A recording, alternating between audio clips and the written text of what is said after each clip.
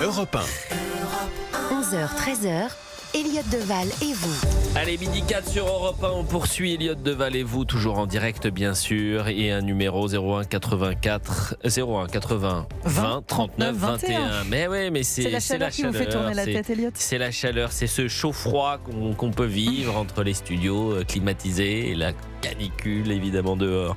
Estelle Lafont, mon ange gardien, est avec nous. Chère Estelle, tout va bien? Toujours bien. Nous, c'est vrai qu'on est plutôt pas mal en studio. On va pas se plaindre, mais nos deux sénateurs du week-end.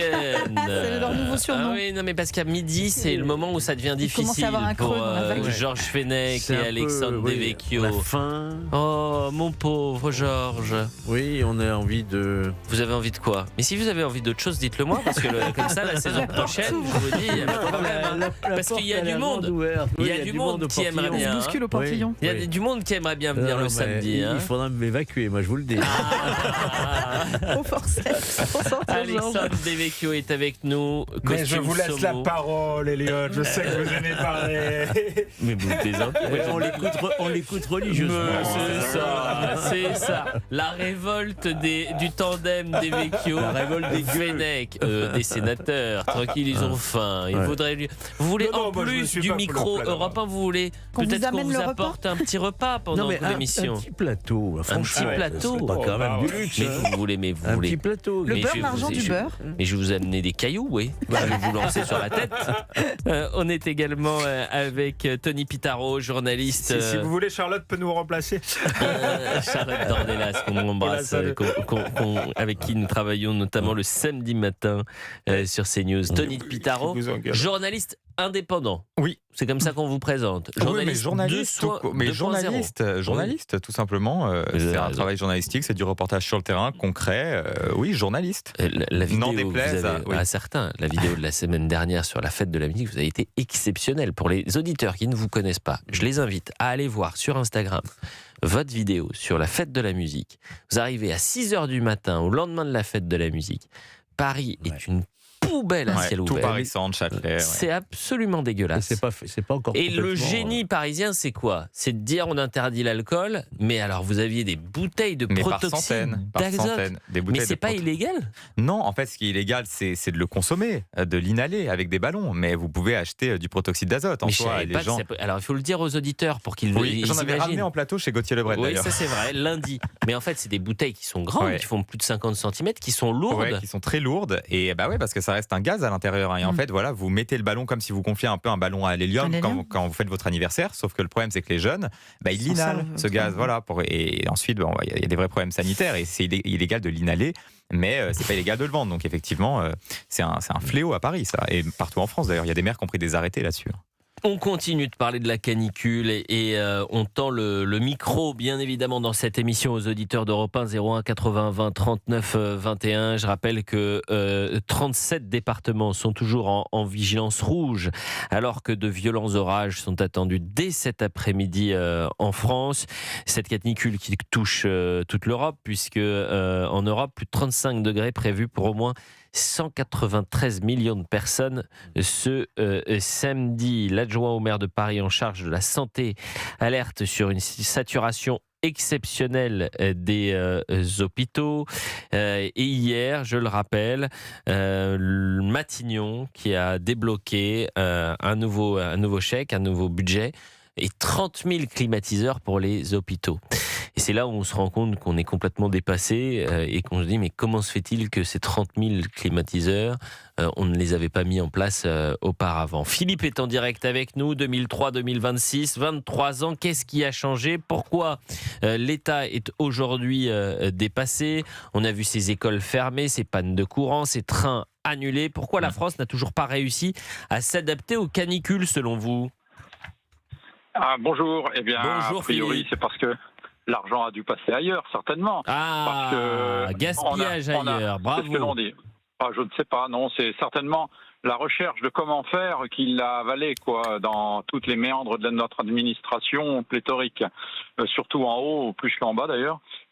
Mais si, effectivement, depuis la fameuse phrase de Jacques Chirac, qui elle était quand même documentée sur des études, du GIEC en l'occurrence, rien n'a vraiment avancé. Si, on a fait des textes en 2024 suite à la réalité de la vague de chaleur de 2023, il y a eu des textes qui ont donné quelques mesures.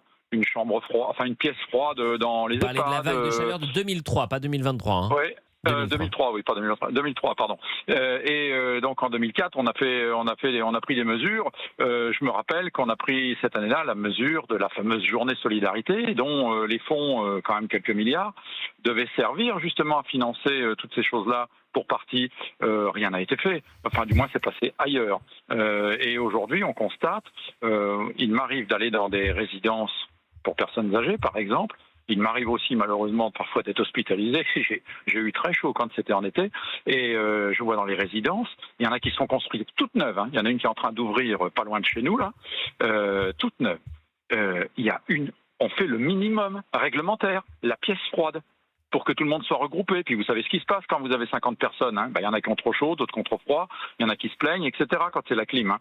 Effectivement, si vous êtes en dessous, c'est pas très agréable. Et on n'a pas climatisé.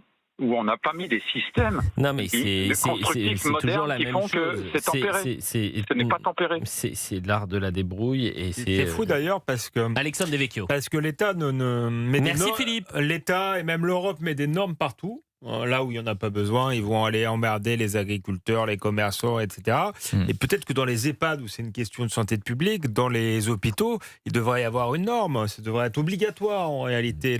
C'est fou de se poser cette question. J'ai discuté avec Karim Abric, vous savez, qui est au Québec, et elle me dit, mais Tony, vous posez des questions, mais nous, on ne se pose même pas la question des clims. Je crois qu'elle me disait, il y a 90% là-bas, tout le monde a la clim chez soi et tout. Et nous, on se pose des questions, mais dans les autres pays... Mais sans aller au Canada, en Italie, ils ont partout. Plus de 50%. Mais oui, mais même en Indonésie, mais je ne sais où, parce qu'ils sont habitués. Et en fait, c'est des questions qu'on se pose. On ne devrait même pas avoir ce débat aujourd'hui, parce qu'en fait, les clims, et c'est une évidence, hop, il fait chaud, on met la clim, on rentre chez nous, on va à l'hôpital, il y a la clim. Je ne comprends pas. Parce que chez nous, on a des idéologues en matière de climat et en matière d'environnement. Oui, mais bon, c'est tout. C'est encore une fois la question de l'idéologie plutôt que du bon sens. Alors, il y a l'idéologie, on l'a vu encore avec la ministre Madame Barbu, qu'on a découvert d'ailleurs.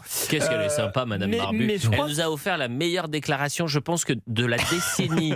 Elle est horrifiée par les climatiseurs. La décennie Macron. Je pense que vraiment c'est la plus grande déclaration. La plus à contre-temps qu'on ait pu voir. Mais au-delà de cette idéologie, moi je suis quand même inquiet. Je trouve que ça montre aussi la déliquescence de l'État.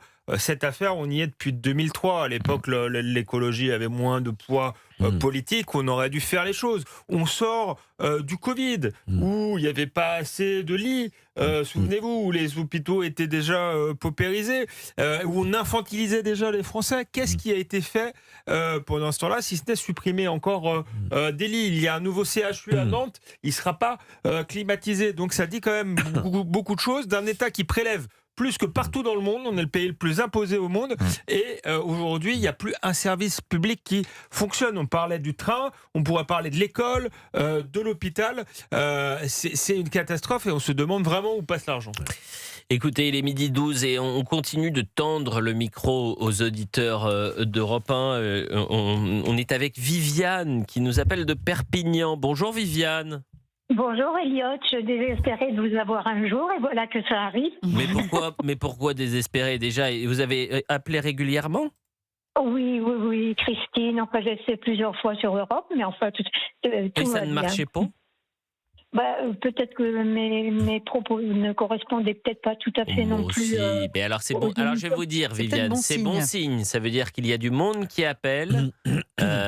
Et comme quoi, vous voyez, il faut toujours essayer, puisque vous êtes là, insister. Et ça finit par marcher. Vous êtes la bienvenue. Vous nous appelez de Perpignan. Puis-je vous demander, non pas votre âge précis, mais si vous êtes actuellement dans la société civile, vous travaillez, si vous êtes étudiante ou si vous êtes retraitée?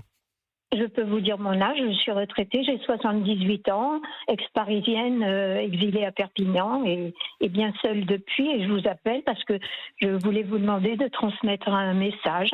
C'est pas pour moi personnellement, mais on rappelle beaucoup aux voisins, au gouvernement de faire ceci ou cela pour les personnes isolées, seules, malades et qui souffrent de cette chaleur.